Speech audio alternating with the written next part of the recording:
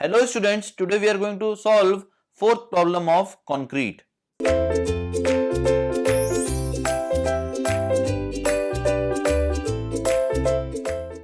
Question is given as compaction of concrete helps in. The option first is segregation of aggregates, next one is removal of excess water, next one is increase of density, and the last one is addition of required air voids. Now the purpose of concrete compaction is to increase the density.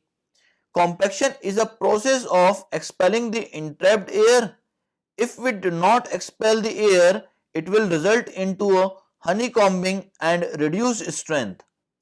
It has been found from the experimental studies that 1% air in the concrete approximately reduces the strength by 6%. So, compaction of concrete helps in the increase of density. So, option C is the correct answer for this question. That is all about this numerical. Thank you very much, students.